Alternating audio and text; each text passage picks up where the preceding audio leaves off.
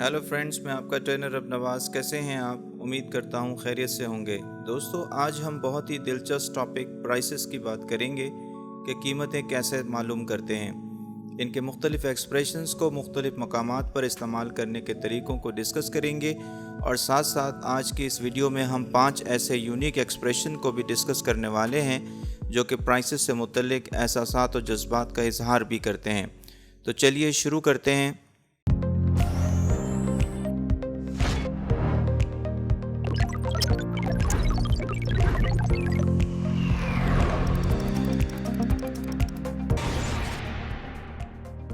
दोस्तों, किसी चीज़ की कीमत मालूम करने के लिए मुख्तलिफ बातें कही जा सकती हैं। आइए इनको बारी बारी डिस्कस करते हैं। दोस्तों, कीमत मालूम करने के लिए हाउ मच का बहुत इस्तेमाल किया जाता है, जैसे कि कार कितने की है, how much is the car. Cell phone कितने का है, how much is the cell phone.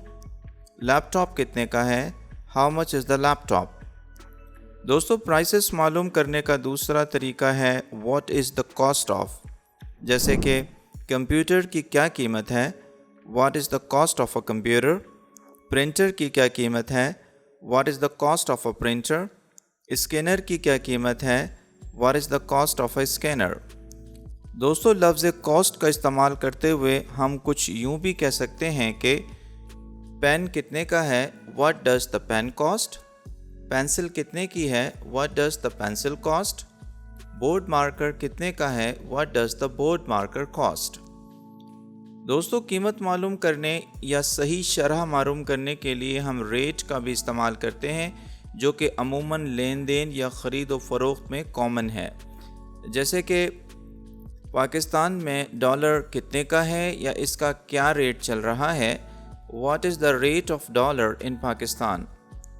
आजकल सोने का क्या भाव है, what is the rate of gold nowadays. ज़कात की शरह क्या है, what is the rate of zakat. दोस्तों, प्राइसेस मालूम करने के लिए प्राइस का भी बहुत आम इस्तेमाल किया जाता है। जैसे कि आईफोन 12 की क्या कीमत है, what is the price of iPhone 12। Bitcoin की क्या कीमत है, what is the price of bitcoin. Air blue का टिकट कितने का है, what is the price of air blue ticket. दोस्तों, आपने देखा कि हमने कीमतें मालूम करने के लिए मुख्तलिफ सेंटेंसेस बनाए और अब हम प्राइसेस मालूम करने के लिए पास्ट की बात करते हैं, जिसमें वॉज और डिड का इस्तेमाल किया जाएगा।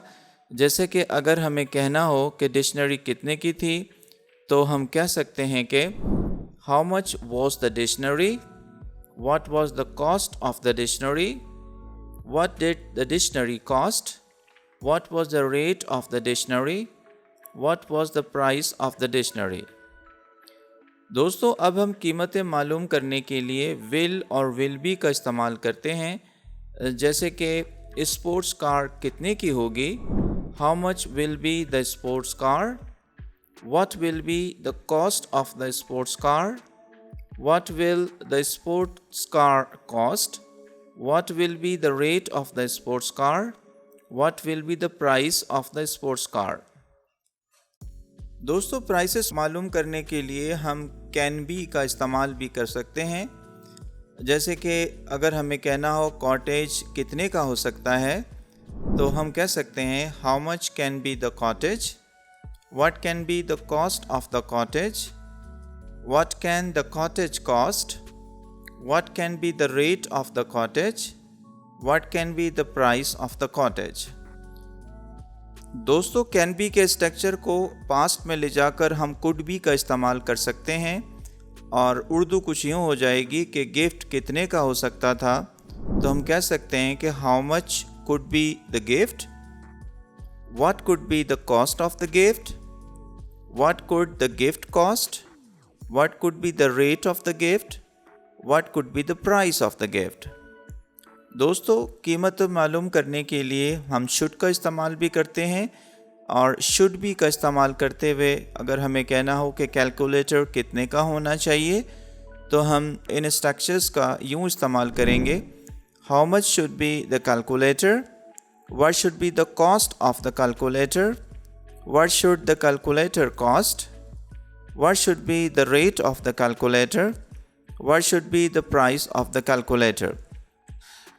دوستو should کو past میں لے جا کر ہم should have کر دیتے ہیں، یعنی should be کی جگہ ہم should have been کا استعمال کرتے ہیں۔ تو اب ڈسکس کرتے ہیں should have been۔ جیسے کہ ہیلمٹ کتنے کا ہونا چاہیے تھا، ہم کہہ سکتے ہیں کہ how much should have been the helmet? What should have been the cost of the helmet? What should have the helmet cost? What should have been the rate of the helmet? What should have been the price of the helmet?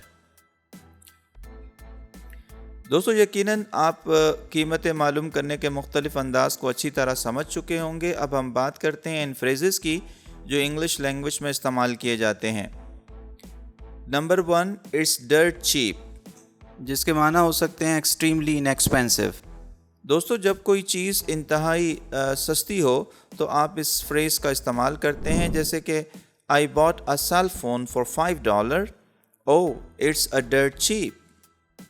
Number 2, that's a bit pricey، جس کے معنی ہو سکتے ہیں a little bit expensive۔ دوستو اگر کوئی چیز آپ کو تھوڑی مہنگی لگے تو آپ اس فریز کا استعمال کرتے ہیں، جیسے کہ How much is the cake?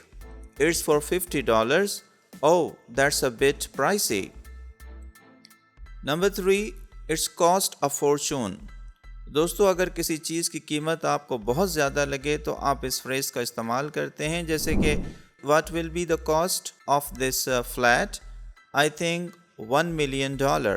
Wow, it costs a fortune۔ Number 4، paying through the nose۔ دوستو جب کسی چیز کے لیے آپ بہت مشکل سے ادائیگی کر رہے ہوں تو آپ اس فریز کا استعمال کرتے ہیں، جیسے کہ How much are you paying for this apartment? I'm paying through the nose. It's $500۔ Number 5، can't afford it۔ دوستو یہ فریز بھی کسی چیز کی پہنچ سے زیادہ قیمت کی نشاندہی کرتا ہے، جیسے کہ I can't afford the expenses of your hoteling۔ میں تمہاری ہوٹلنگ کے اخراجات برداشت نہیں کر سکتا۔ دوستو امید کرتا ہوں کہ آپ کو آج کی ویڈیو پسند آئی ہوگی، اسے لائک اور شیئر ضرور کیجیے گا، اور میری ویب سائٹ www.sarrafnawazacademy.com کو وزٹ کریں۔ اپنا بہت خیال رکھیے گا۔ اللہ نگہبان۔